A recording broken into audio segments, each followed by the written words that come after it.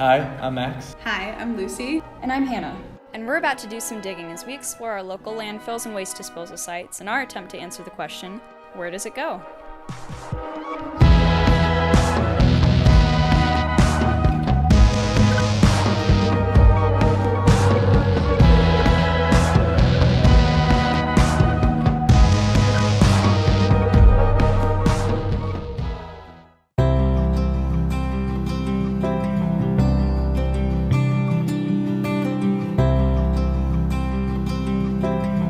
Okay, so I had a bit of a different situation while we were doing our trash collection because I live in my sorority house, so we're at the Alpha Chi Omega house right now, and I don't see any of my food packaging or any of my food waste because our chef Kevin and our 4 houseboys take care of all that for us. It's a really interesting lifestyle, but also it's really challenging because I couldn't get accurate measurements on anything. So we have like a composting thing right over here, which I can show you later, but like nobody really uses the compost. Really? Is it clearly marked? And so this is your compost? Yes. So if it's like, it's right here, right? You have to come in here to throw away your trash. So this is where the trash goes. The compost is like closer to where you eat.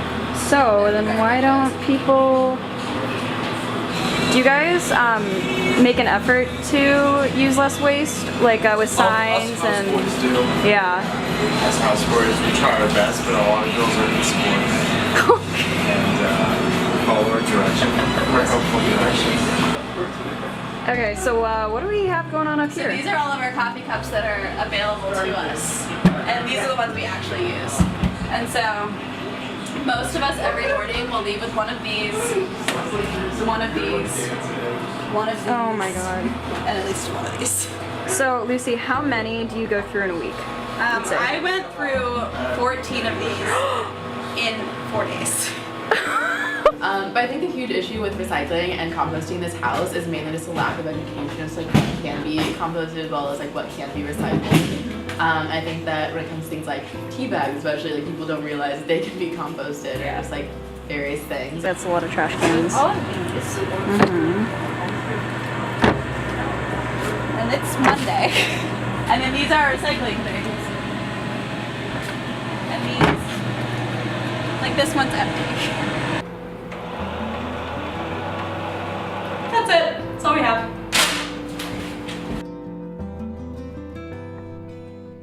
So we drove over to Glenwood transfer station and we didn't know what to expect or what was going to happen or if we were like allowed to take any pictures or to be there at all if we weren't dropping off waste because you have to pay when you're dropping off trash.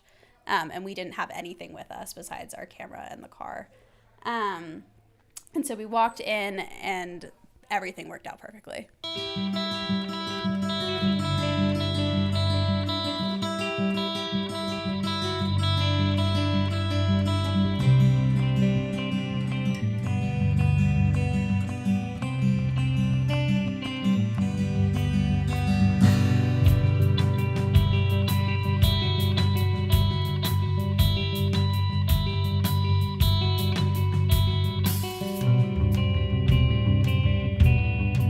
There's this much trash dropped off every week.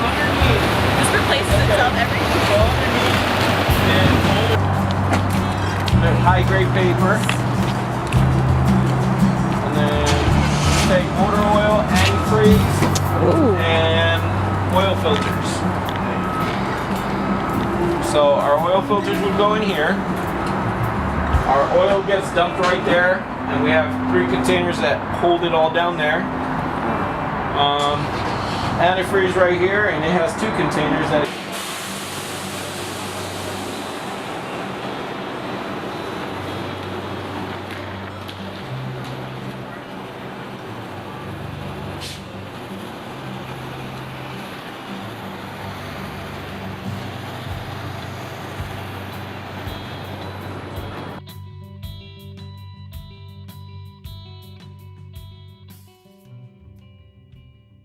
So Dominic was nice enough to introduce us to his boss, who not only gave us the green light to film and take photos, but he also arranged a tour of Short Mountain with his boss, Keith.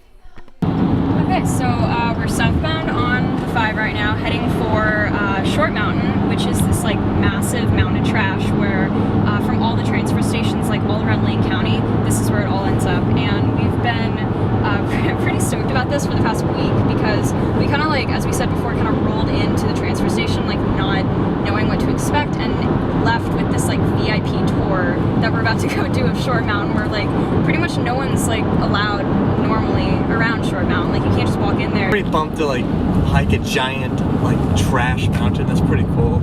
You know we're not hiking an actual mountain, right? Yeah, I know we're not actually hiking it, but you know, just the idea of going to it is pretty cool. Just want to see like just where does it all go? Like what's like the final boss like through this whole shebang? Like where is it all going? Just want to see.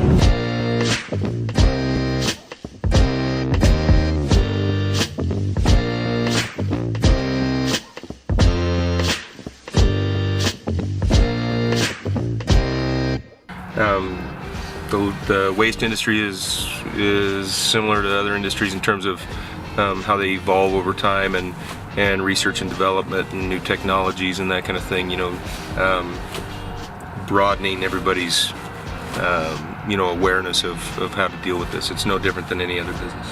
So is this like right here, this mass that we're seeing, is that all trash? It is. That, and, oh my god, okay. So, no way. Wait, like even the green. Yep. Oh my god. We have 161 years left on this site. So what you're seeing is, yeah, that's garbage. When a landfill's constructed, we build what are called cells. So the next cell will be right here to the south of us on this big flat. There's an excavated depression. It's not a real deep pool, but an excavated depression, you know, to remove virgin soil, and then they put in a series of liner systems, impermeable liners. So anything that ultimately goes down through the waste mass after we start landfilling will be collected on the bottom of those liner systems. The liner system represents between 5 and 5.5 feet of various layers of materials. And it's all impermeable and it's very expensive. So this is a 16-acre cell. That liner system alone was between $5 and $5.5 million just to construct before we can start placing waste in there. I cannot explain what this smells like at all. It's not good. It's gotten a little easier to breathe since we got out of the car, but the second we got out, I was like gagging. There's a lot of garbage, but what we're actually smelling apparently is the gas from the landfill itself, so it's not actually the garbage that creates the smell. And one of the pipes is open right now, and so that's why it's like very repulsive at the moment.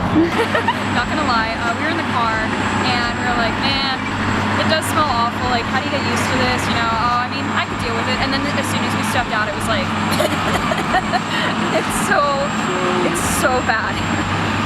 So what's going on behind us is there are these compaction machines that are rolling over all of the garbage in the landfill and trying to get it as closely packed as possible.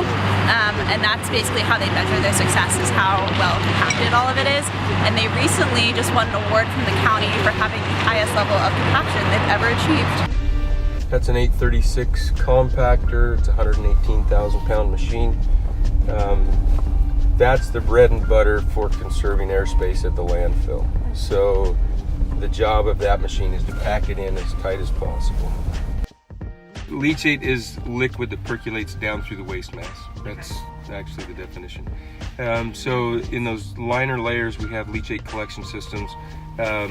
They're all built on a grade where the whole cell floor is built on a grade where that leachate will gravity feed down to a common area into a sump, and we'll have pumps in that sump that'll pump that into a storage lagoon that I'll show you, and then we haul it away in 7,000 gallon tankers like you see coming right here.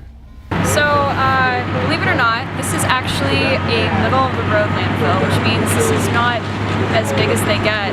The biggest one is Apex in Las Vegas, and that's 10 times the size of this. So if you put that in perspective, that's a whole lot of trash. That's frightening. The company I worked for prior to here, every scale house in the business across the country was required to have a radioactive detector in the scale house. So we would occasionally get radioactive loads that then we would have to, somebody would have to go through and determine what was in it. More often than not, it would be an adult diaper from somebody going through radiation treatment. Okay. Oh, okay. Wow. That's I did not even think of that at all. That's crazy. Right. Highly sensitive instrument. Yeah.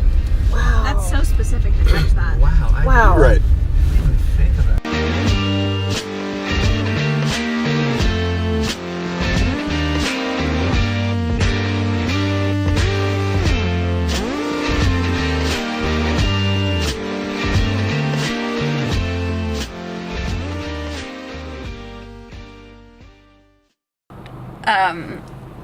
That was insane. Like, it was really, really wild.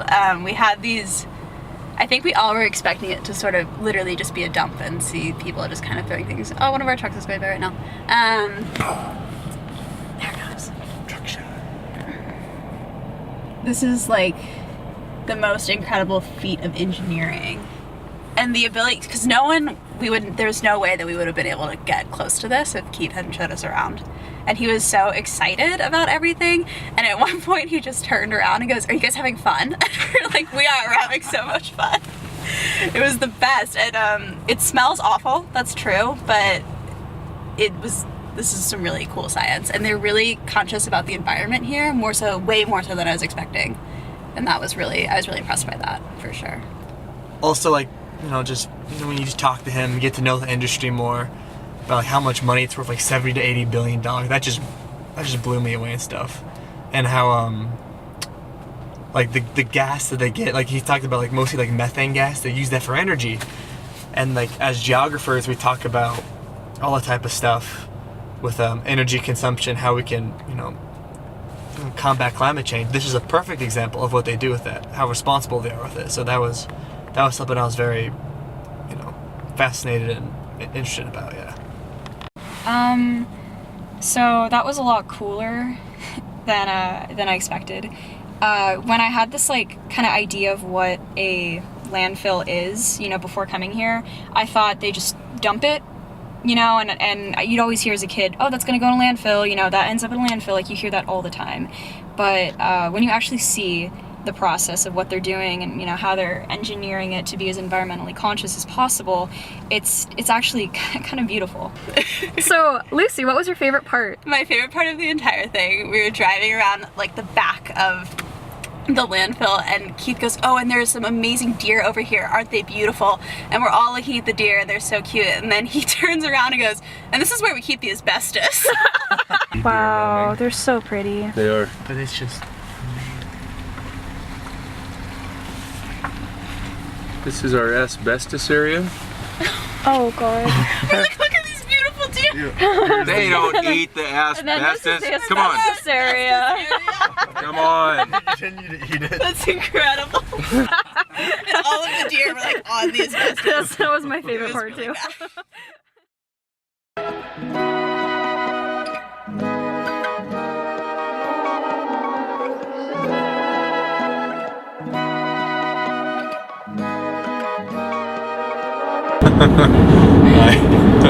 I don't know what to do when there's a camera on me. I just panic.